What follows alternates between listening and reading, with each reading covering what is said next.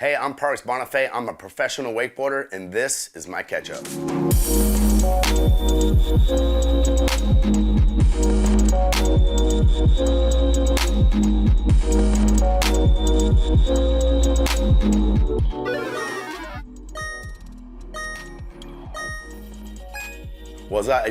Pretty much I was born almost right onto my water skis, not literally, but like I started water skiing at 6 months, 5 days old. So I pretty much from my earliest memories are looking down and seeing two water skis. It was in the Guinness Book of World Records. It was on That's Incredible back in 1982, People's Magazine. So Ski Baby in 1982 was quite the hit.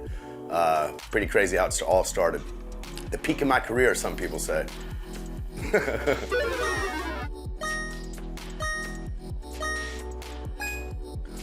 But with wakeboarding, I think families have a lot to do with the careers in general, being just a family sport. But like my family, the Bonifays, my grandparents started water skiing in the 40s.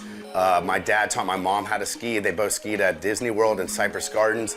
So I was born right into this water ski kind of lifestyle. Right at Cypress Gardens, I started as a baby, and then from there I learned to barefoot, practice in 3 event, and all I wanted to do is be like the professional skiers that I was around every day. So from an early age, I really wanted to, become a professional. And then when I was 12, wakeboarding kind of came out, and that's when it just kind of took me over.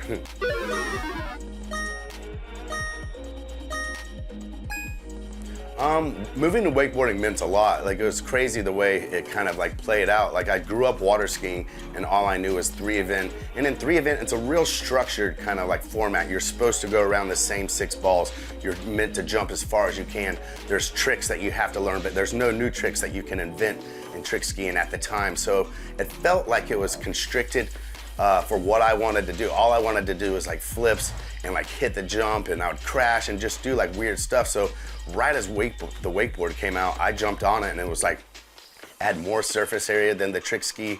I saw guys hitting docks. So it was like everything that I wanted in like something to ride behind the boat, and I just took to it, man.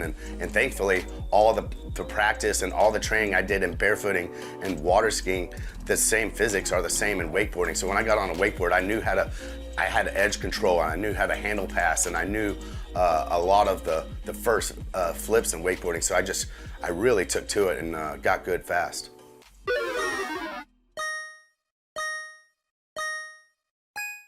Oh yeah, I definitely feel privileged for the progression of wakeboarding. I mean, I watch kids nowadays do tricks that I could never dream of doing, except like off a double up, and like even then, I think some tricks I couldn't even fathom doing. So like when I paralleled with wakeboarding at such a time to where I started as a junior, and it was right as wakeboarding kind of took off. So I was able to be one of the first juniors and really like help push the sport and invent a lot of tricks and help create, like, maybe they say like modern day wakeboarding.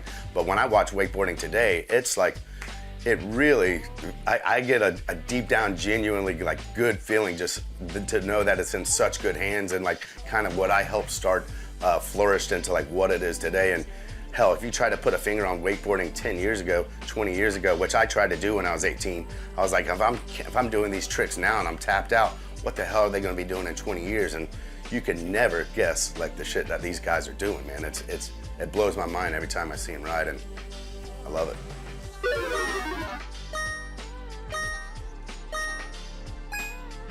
I mean, man, wakeboarding's went through some crazy changes since I've started, and I think 1994 is the year I started.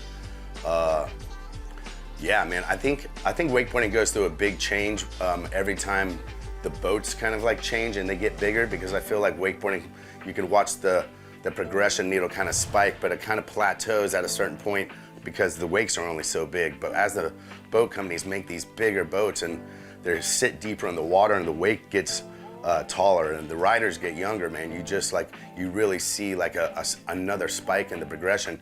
And that's just behind the boat. I think one of the biggest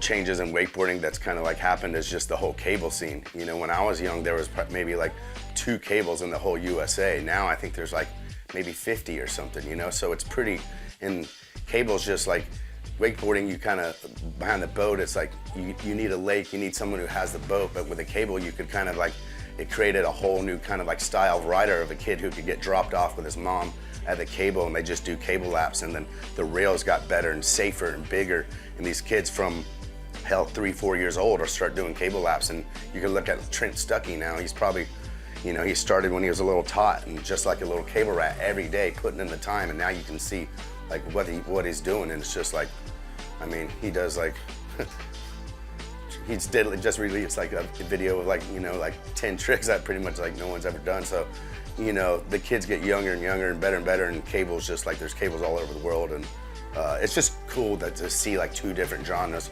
really like flourish and become their own and not step on each other and kind of have its own kind of like feel and drive, yeah.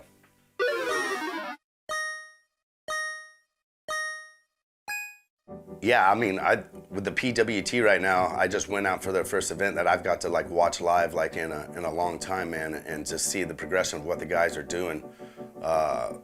You know, it's pretty insane. The level of tricks they're doing, how easily they're doing double flips and 1080s right now. Like Corey can just do them like almost every time, and these are a trick I only landed like 1 time in my life off a double up. And you know, for the fact that they can put it down when their back's against the wall, like whenever they need, is pretty damn impressive, man. And I think just having the Pro Tour in general, I was raised kind of like on the Pro Tour, and that's all I kind of wanted to do when I was younger. So I think it's a key part of wakeboarding's like progression to have a pedestal of people trying to like shoot for each other and really push themselves and the other riders in a contest kind of format and just broadcast it for people to see, man. And I hope that never really goes away, because I think it's a key part of wakeboarding.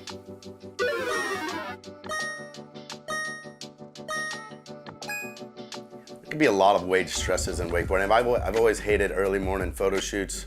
I hate getting hate cold water. It's stressful. Doesn't sound stressful to some, but for a Florida boy, it can be stressful. Yeah, it's kind of. I get stressed out watching some of the dudes do some of the cable gaps, like John Dreiling and some of these crazy linked big hits that some of these guys are doing. I know what my knees went through in wakeboarding trying to do stuff that's only probably half as big as some of these guys, so it stresses me out. It stresses my knees out too. They hate it.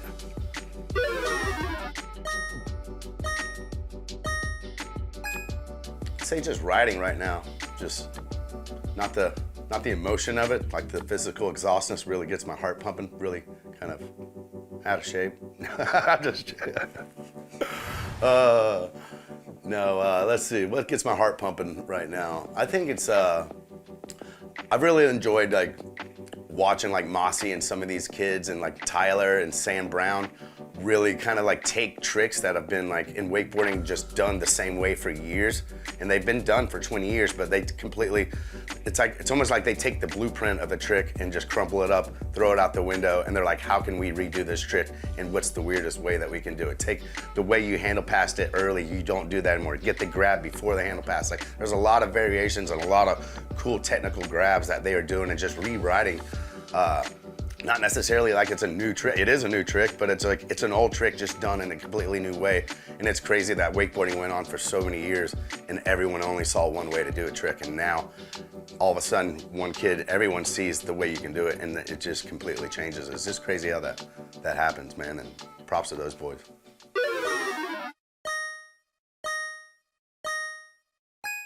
Man, I mean, the future of wakeboarding looks great. I think the Pro Tour is going to be sick, and boat riding in general, just because the wakes are getting like so big, and thankfully the boat companies are really, you know, putting in the technology and the research into these boats to like make the wakes as big as they possibly can. And I think that single-handedly will push the level of wakeboarding from a progression standpoint. And then with cable, man, you know, there's so many cable contests, good cable contests all over the world right now, you know, to where I think worldwide you're just going to see so many good kids. I mean, you're seeing it now. You go to a cable event and, you know, you can look at a heat and some of these guys may not recognize half the names in their heat, and they'll just get spanked by 3 dudes that you never heard of. So it's just cool that like the sport's growing so fast in so many different directions. And, you know, with so many cables and 2.0s coming up, the wake parks are just getting insane. The riders are getting better and better and younger and younger. And it's a beautiful thing, man. Circle of life.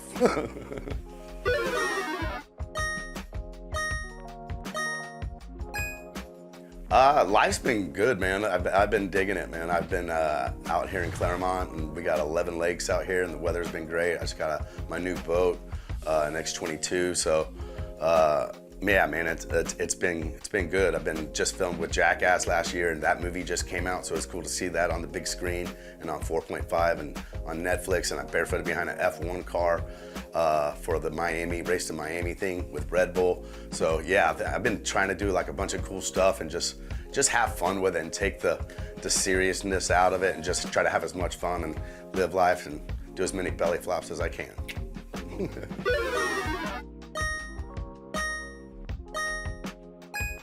It sounds cliche, but I would say have fun with it, man. Like, 'cause seriously, if you have fun with it, you'll genuinely like doing it. You'll smile when you ride, and you'll want to do it more. And when you do it more, you'll get better, like no matter what.